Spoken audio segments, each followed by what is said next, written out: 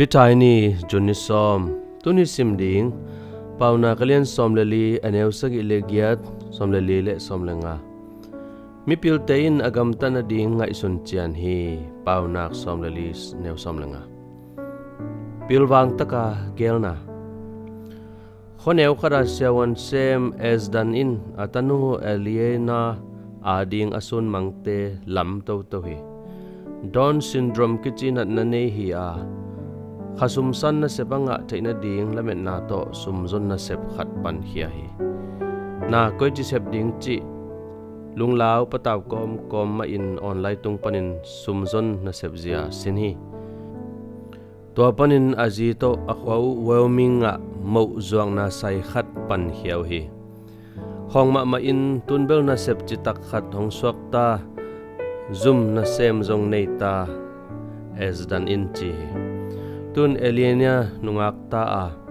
sumsan na a tu in online van leite to kizom na vai puak la thei ta hi hopi ten katanu pian jia hong thei pi te khi chi hi elienia ading na to agel na in pilwang takin agel na kilang sagi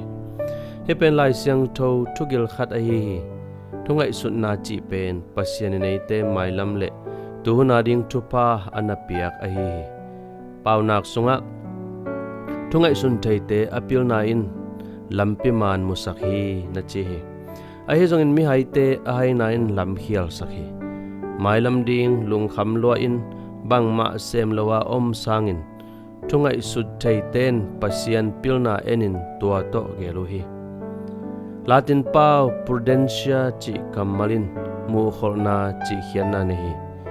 mi mok te in athuzak pe pa mi pil te in agam tan na ding ngai sun chian hi ahong piang ding thu mu kholin alung mon huai kizom na lamin pilwang takin semo hi achim ma na mit to pilwang takin pasien to kal suan khom hi